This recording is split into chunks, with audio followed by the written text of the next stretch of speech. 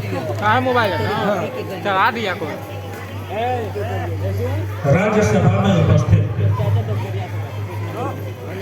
परम ज्ञानी एवं बुद्धिजीवी सचिव जन, महामंत्री जन एवं विभीषण जी,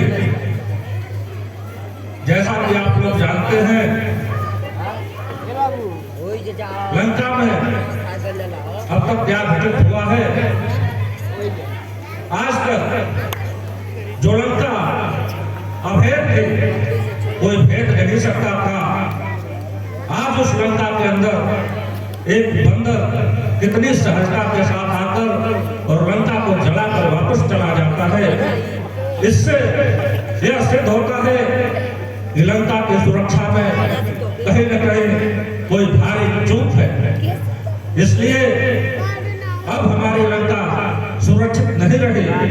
मैं चाहता हूं कि लंका को सुरक्षित रखने के लिए आगे हमें क्या करना चाहिए, इस विषय में मैं आप लोगों की मत जानना चाहता हूं। क्षमा चाहता हूँ महाराज, आपने अगर राय पूछी है तो मैं आपके हित की बात करता हूँ। जो मनुष्य अपना यश, कीर्ति, मान, वैभव, कल्याण, शुभ गति, नाना प्रकार का सुख चाहता है, वो पराई स्त्री को चंद्रमा की काली चोट की तरफ त्याग देना चाहिए। हे भाई, काम, क्रोध, मद, मोह, लोभ, यह सब नरक के मार्ग है। इसलिए आप इन्हें छोड़कर श्री राम को भजिए। वे समस्त लोगों के स्वामी हैं और काल के भी काल हैं। बैठ त्याग दीजिए भैया, अन्यथा लंका में त्राहिमाम मच जाएगा। इसलिए भैया मैं आपको समझा रहा हूँ और विनती भी है कि आप सकुशल माता जानकी को श्री राम के हवाले कर दीजिए और उनके शरण में चले जाइए। वो आपको अपने शरण में ले लेंगे। बस विभीषण, बस बहुत विभीषण हो। अनुचित है दंड सहोदर को, यदि दूसरा कोई होता तो अभी काट देता सर को। अरे घर वाला होकर घर को ही अपमानित करा रहा है तू। आप वो छत्र सिंहासन की मिट्टी में मिला रहा है तू। हे भाई, वेद पुराण कहते हैं सबके अंदर दो प्रकार की बुद्धि रहती है, एक कुबुद्धि, एक सद्बुद्धि। जो सद्बुद्धि का मार्ग अपनाता है उसका परिणाम अच्छा ही रहता है। इसलिए हे भाई, आप कुबुद्धि के मार्ग पे मत चलिए। मैं आपको चरण करता हूँ। हे भाई,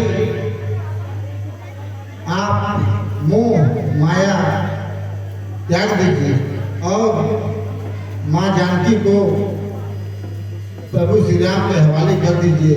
इसी में लंका की भलाई है, अन्यथा लंका का विनाश हो जाएगा और इसके कारण आप होंगे आप। बस विभीषण, बस। तेरा चातुर अब मेरे सम्मुख नहीं चलेगा। मुझे अच्छी तरह याद है कि तूने उस दिन अपने चातुर एवं वाक्य पटुता से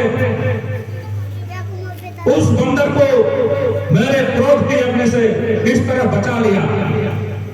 यह सब देखते हुए ऐसा प्रतीत हो रहा है कि तेरे हृदय में कहीं न कहीं उन तपस्वियों के प्रति प्रेम बढ़ रहा है। यदि ऐसा ही है तो सुन, है कायर, कुलद्रोही, ओझल रहो मेरी आंखों से। अरे उनको ही अपनी नीति सुना, जहां मिल जाए तपस्वी बच्चों।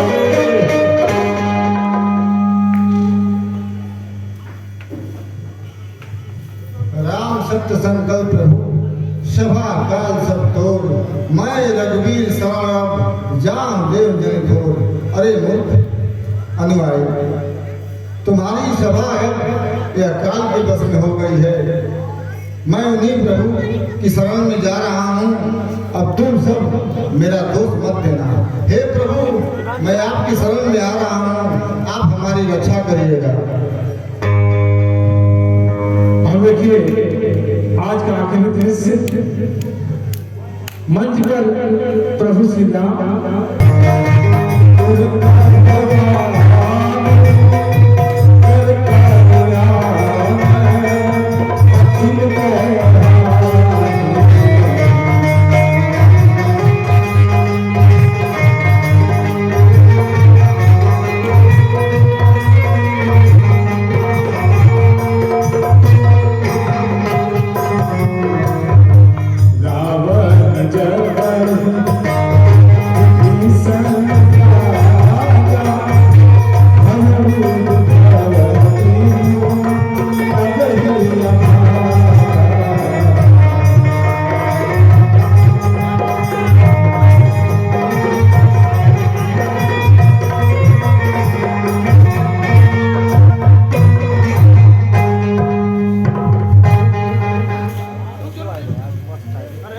हे प्रभु, ऐसा लग रहा है कि कोई रावण का गुप्तचर आ रहा है, हमें सावधान रहना चाहिए।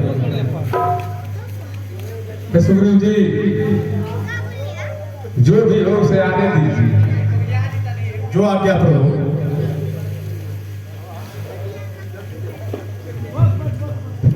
प्रणाम प्रभु, मैं रावण का छोटा भाई विभीषण हूँ। मैं आपके शरण में आया हूँ, प्रभु मेरी रक्षा करिए। हे लंकेश, आप अपने परिवार सहित अपनी कुशल बताइए और इन राक्षसों के बीच रहकर आप अपने धर्म की रक्षा कैसे करते हैं? हे प्रभु, मैं अपने कुल की क्या बड़ाई बताऊं। जैसे 32 दांतों के बीच में जीवा रहती है, वैसे मैं भी उन राक्षसों के बीच में अपना जीवन यापन करता था। मगर हे प्रभु, मैंने महाराज रावण को बहुत समझाया बुझाया, परंतु उन्होंने मेरी एक भी बात नहीं मानी और मुझे चरक प्रहार करके अपने राज्य से निकाल दिया। इसलिए हे प्रभु, मैं आपकी शरण में आया हूँ। आप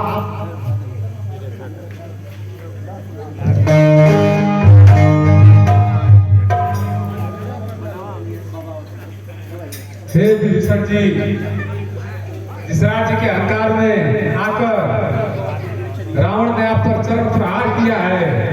मैं आज से उस लंका का राजा आपको नियुक्त करता हूँ। लक्ष्मण, जाओ और शीघ्र जब आओ, इनका राज्य अभिषेक करो।